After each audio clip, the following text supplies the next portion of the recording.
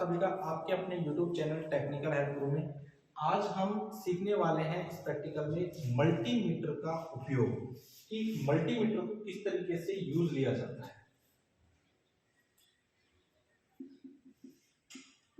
देखिए, जो मल्टीमीटर है उसको सबसे पहले तो ये समझो कि इसे मल्टीमीटर क्यों कहते हैं। सबसे पहला क्वेश्चन आपका क्या होना चाहिए, मल्टीमीटर इसे क्यों कहते हैं। तो देखो, मल्टी यानी क्या होता है, एक से अधिक। मल्टी यानी क्या होता है, एक से अधिक। मल्टी यानी एक से अधिक ही तो होता है। और मीटर यानी कि मापने वाला। मीटर यानी मापने वाला यंत्र, एक से अधिक मापने वाला यंत्र। अब एक से अधिक क्या मापेगा, तो देखो एक से अधिक जो मापेगा वो क्या है, या तो है धारा, किसको माप सकता है, वोल्टेज, और क्या माप सकता है, प्रतिरोध। तो एक से अधिक हो गए ना, एक से अधिक राशियों को मापने वाला यंत्र है वो क्या है, मल्टीमीटर है। तो एक से अधिक राशियां हमारे पास में धारा, वोल्टेज, प्रतिरोध, निरंतरता परीक्षण है, डायोड की टेस्टिंग है, ट्रांजिस्टर की टेस्टिंग है। तो मल्टीमीटर के द्वारा एक से अधिक राशियों का मापन किया जा सकता है, इसलिए इसे क्या बोलते हैं, मल्टीमीटर। ठीक है, अब देखते हैं कि मल्टीमीटर कैसे होता है, क्या होता है। अलग अलग ब्रांड का, अलग अलग कंपनी अलग अलग तरीके से डिजाइन करती है। ठीक है, तो उसको आप थोड़ा सा गौर से देखना, तब वो समझ में आ जाएगा। एक नॉर्मली मल्टीमीटर है, उसको मैं आपको समझाता हूँ, फिर आपके सारी चीजें प्रोसीजर समझ में आ जाएगी। देखिए, अब अपने पास में ये एक मल्टीमीटर है। अलग अलग कंपनी के अलग अलग मल्टीमीटर होते हैं। तो इसमें क्या क्या चीज़ें हैं जो हमें सीखनी है।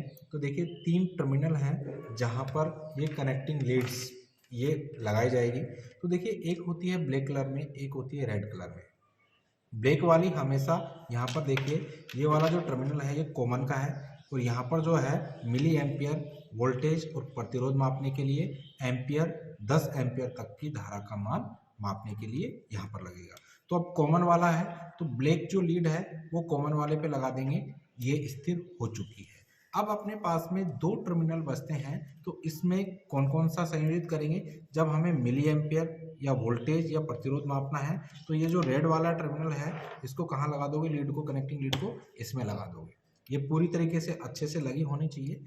ठीक है, यदि हमें मिली एम्पियर नहीं मापनी है, 2 एम्पियर 5 एम्पियर मापनी है, यानी कि 10 एम्पियर तक इससे माप सकते हैं मैक्सिमम, तो आप यहाँ इसको संयोजित कर देंगे, तो इस तरीके से आप धारा माप सकते हैं। यहाँ वोल्टेज नहीं मापना, प्रतिरोध नहीं मापना, ये केवल धारा मापने के लिए।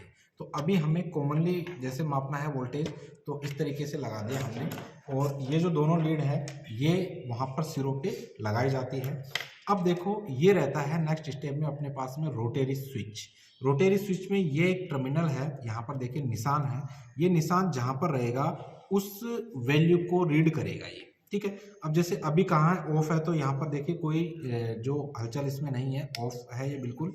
अब देखिए यहाँ पर 1 बाय 1, तो आप ये देखेंगे यहाँ से वोल्टेज मापेगा, अलग अलग ब्रांड में अलग अलग आता है। तो देखिए, जैसे वोल्टेज मापेगा एसी और डीसी, तो एसी और डीसी दोनों वोल्टेज मापनी है यदि हमें किसी परिपथ की, तो इसको यहाँ घुमा दोगे। अब देखिए ये तीर का निशान यहाँ पर है, तो ये वोल्टेज का मान मापेगा। अब यदि आप इसको आगे कर देते हैं, तो ये कंटिन्यूटी मापेगा, और साथ ही साथ जो डायोड है उसकी टेस्टिंग करेगा और प्रतिरोध को मापेगा। यहाँ से देखिए प्रतिरोध का सिंबल है। कंटिन्यूटी में जैसे आप दो कोई भी कनेक्शन है उसको कंटिन्यू कर सकते हैं, या मैंने लीड का देखा तो इसका प्रतिरोध 0 होना चाहिए, थोड़ा सा एरर है, ये 0.1 दिखा रहा है। ओके, 0 दिखा दिया, तो इसका मतलब हमारी लीड सही लगी हुई है, ये वैल्यू 0 ही आनी चाहिए। ठीक है, तो इस तरीके से आप इस लीड की भी कंटिन्यूटी की टेस्टिंग कर लोगे। ठीक है, इसके बाद में आगे हैं ये कैपेसिटर टेस्टिंग के लिए हैं, यहाँ पर कैपेसिटर की टेस्टिंग कर सकते हो। आगे वाला जो बिंदु है ये है अपने जो फ्रीक्वेंसी है उसका मान आप चेक कर सकते हो, ये समांतर क्रम में संयोजित होगा। यहाँ पर देखिए ये मिली एम्पियर के लिए दे रखा है, तो मिली एम्पियर एसी और डीसी दोनों का मापन कर सकते हैं। और तीसरा वाला जो हमने 10 एम्पियर तक का मान, तो वो यहाँ पर सेट करोगे, तो ये 10 एम्पियर तक के।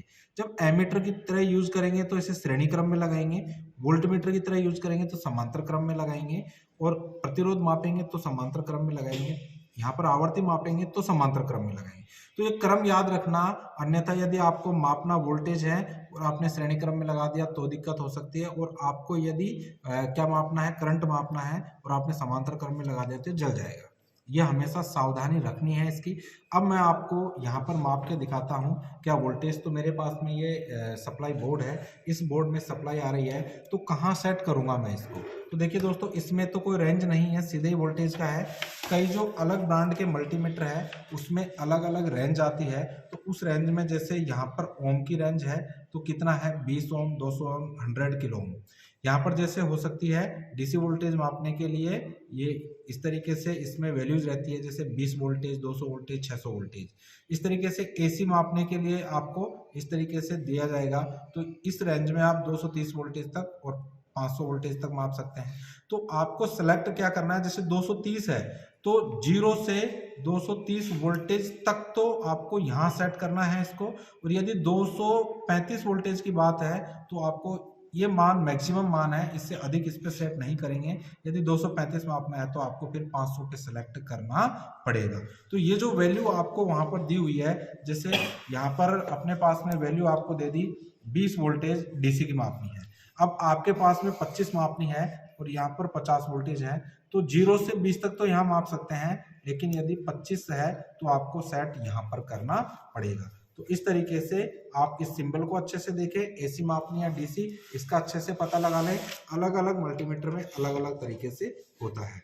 अब मुझे मापना है यहाँ पर वोल्टेज, तो दोस्तों ये सप्लाई है, एसी सप्लाई है, लेकिन इस मल्टीमीटर की खासियत है कि एसी और डीसी दोनों के लिए एक ही जगह सेट करना है। ये मैंने सेट कर लिया है। अब मैं एक बार फिर से ध्यान दूंगा कि ये जो लीड है ये सही लगी हुई है या नहीं लगी हुई है। तो अब यह देखिए कॉमन में लगी हुई है, राइट है, ये मिली एम्पियर वोल्टेज और ओम, तो इसका मतलब हमारी जो कनेक्टिंग लीड है वो सही लगी हुई है, कोई भी दिक्कत वाली बात नहीं है। और हमने सेट कर दिया है किस पर, ये वोल्टेज पे सेट कर दिया है। अब इसको मापते हैं तो समांतर क्रम में लगेगा, समांतर क्रम में हम इसे जोड़ देंगे। ठीक है, जैसे ही समांतर क्रम में जोड़ा तो दोस्तों यहाँ पर वैल्यू आ गई है।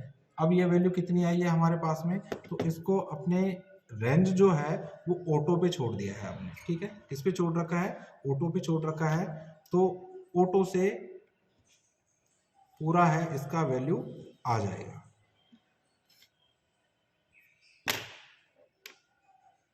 ये देखिए ऑटो पे सिलेक्ट कर दिया है, ऑटो पे सिलेक्ट करते ही अब ये वैल्यू है ये हमारी दिखाएगी। सही से कनेक्ट नहीं हो पा रहा है,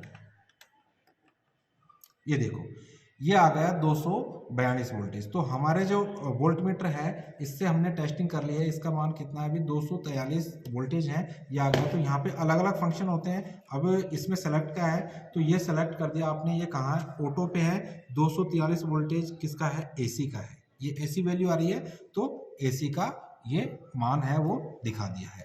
अब यदि हमें दूसरी कोई मान मापना है तो दूसरे मान को मापने के लिए हम इनको हटा देंगे। अब जैसे हमें फ्रीक्वेंसी का मान मापना है तो देखिए कहाँ चले जाओगे, हर्ट्ज पे चले जाओगे। हर्ट्ज पे सिलेक्ट किया हमने। अब क्या करोगे आप, फिर से वही समांतर क्रम में लगाओगे और इसको क्या कर दोगे, ऑन कर दोगे। अब देखिए दोस्तों जैसे ही आप करोगे तो फ्रीक्वेंसी का मान दिखा दिया 49.93 हर्ट्ज। तो इस तरीके से हमने इसमें सप्लाई में फ्रीक्वेंसी कितनी है इसका मान चेक कर लिया है। ठीक है, तो बहुत इजी है मल्टीमीटर का यूज करना। अब हम इसे बंद करेंगे तो धीरे धीरे धीरे क्या कर दोगे आप, इसको बंद कर दोगे। ये बंद हो गया है। तो इस तरीके से आप एक मल्टीमीटर को प्रॉपरली यूज कर सकते हैं। क्यों बोला इसको मल्टीमीटर, एक से अधिक राशियों को मापता है, इसलिए इसे मल्टीमीटर कहा जाता है। ठीक है।